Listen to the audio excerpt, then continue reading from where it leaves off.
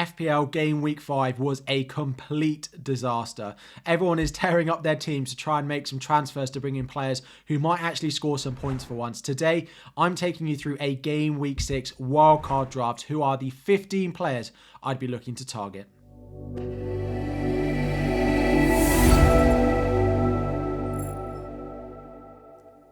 What is up, everyone? FPL Harry here. Today we are having a look at a Game Week 6 wildcard draft. Who are the players I'll be wanting to bring into my team going into Game Week 6 if I was activating the chip? Let me know if you've played it already, you're considering it for this week, or you are just watching to potentially look at some general players to target, as it was actually quite useful for me. I plan on saving my wildcard towards later on in the first half of the season, but it did give me an understanding of what squads would look like and potentially where I need to be using my free transfers if I'm going to try and compete with those people who are playing their wildcard. If you enjoy these videos, please hit that like button, subscribe if you are new to the channel as well, and let's dive in. We're going to start in goal. To be honest, it's Areola +1. The fixtures for West Ham are not that great over the next 3 or 4 game weeks, but from about game week 10 onwards, you could pretty much play Areola every week at 4.1 million. I am backing Flecken as my second keeper, actually, he probably is the second keeper because you would play Areola most weeks. Brentford do look pretty good. They are going to be without Rico Henry for a fair few number of game weeks, it does seem, but I still think that he is a really nice option at a very affordable price.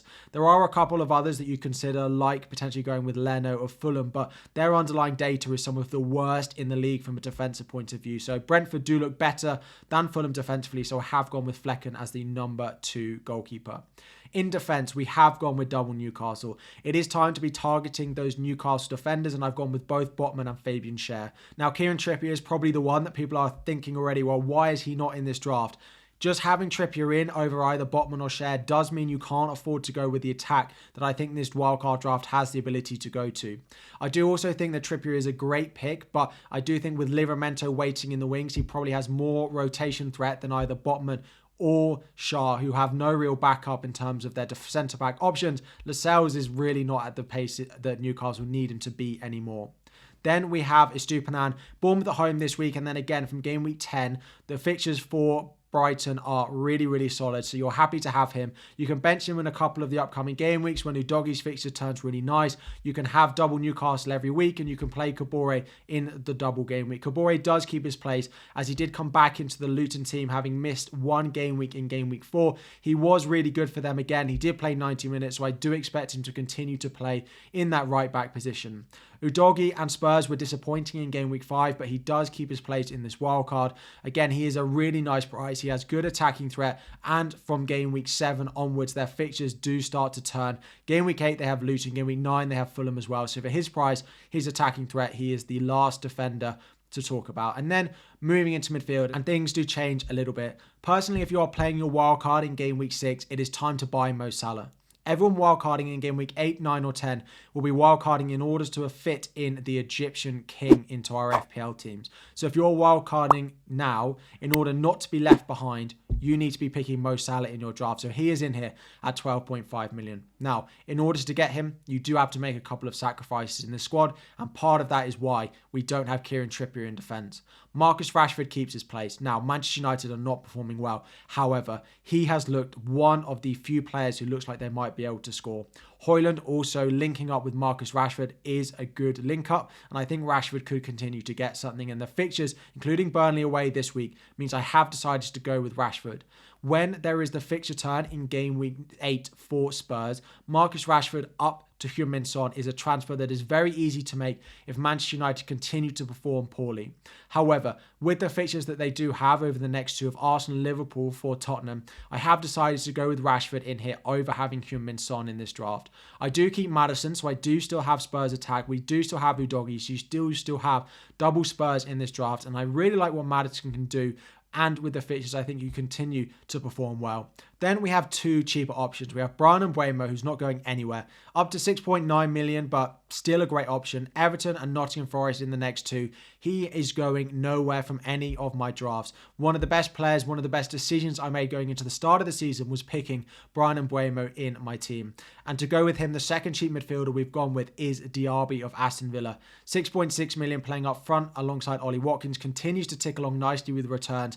Doesn't feel like Ollie Watkins is worth the money when you can go and buy buy Diaby for a very, very similar price. I really, really like him. Now, of course, there is no Arsenal in here. However, Arsenal's next fixtures, they play Tottenham in game week 6. They play Manchester City and Chelsea all in their next 4. The only reasonable fixture is Bournemouth in game week 7, but we know there's a lot of good fixtures in game week 7 anyway. You can potentially go back in on the likes of Bukayo Saka, the likes of Martin Odegaard in their defenders as well when it does come to their nice fixture run from about game week 10 onwards. But from playing the wild card, the next 4 fixtures are not good enough, and no one is exploding enough with points for me to be picking an Arsenal player in here. So finally moving up front, of course Erling Haaland is in here, and then we have Julian Alvarez. Alvarez for the next 2, Nottingham Forest and Wolves, he has been said to have been undroppable by Pep. Now, last time Pep said someone was undroppable, he dropped Ake the very next game. So I don't believe that, but I do think he is performing really well. He's also playing with a team that if he creates chances, Haaland is finishing them a lot of the time. So that assist potential is really, really nice for Julian Alvarez. And then finally, we have Archer. This is a 3-5-2 draft. Archer can sit on your bench every week. He's definitely my favourite 4.5. And from game week 10 onwards, the fixtures for Sheffield United are really nice. I don't plan on bringing him in, but if there's rotation around the Champions League, you have a nice first sub. Now, for me, building this wildcard draft, I have exactly 1 million in the bank. Some of you might have less, some of you might have more. If you have a million spare in the bank, I'd be really tempted to not have Archer and upgrade him to Morris for the double game week in game week 7. I don't think it's essential at all. I think people are getting overhyped with the Luton asset, but Morris on penalties playing 90 minutes with Everton and Burnley in the double means it is possible that you could potentially go with him. It is, looking at the schedule, one of the fixtures that Alvarez might be most rotation prone to not play when they play Wolves in game week 7, so Morris could fill in. It is a very luxury upgrade, and I do not blame you if you decide not to go with Morris and just to leave the money in the bank, and you may not be able to afford it anyway, which is why I didn't have Morris in the normal draft anyway. So 3-5-2, Shah, Botman and Estupiñán will be starting for you every week this week. Going into game week 7, you could bench Estupiñán, who goes away to Aston Villa, and play Kabore for his double. Then going into game week 8 is when the Spurs fixture swing start, and you can play Udogie. The midfield 5 is great. Haaland and Alvarez is great, and then Morris can feed in for the double if you decide to go with him. If not, then you can go with Archer. So that is what a wildcard draft would look like if I was playing one this week. But I do want to err on the side of caution that I don't think this is a good week to be playing your wildcard. Yes, we've had a lot of players blank this week. Yes, a lot of you have had a bad game week. Yes, there will be certain of you with teams that need a wildcard, that have too many players injured, have too many rotation-prone players, and too many players who are not performing and are bad FPL assets. But please look at your team and decide whether you really think those players banking just got unlucky this week and didn't score points. Players don't score points every single week, or whether they are actually bad FPL assets and you need to be selling them on a wildcard. There are other options which I think are better chances to play your wildcard.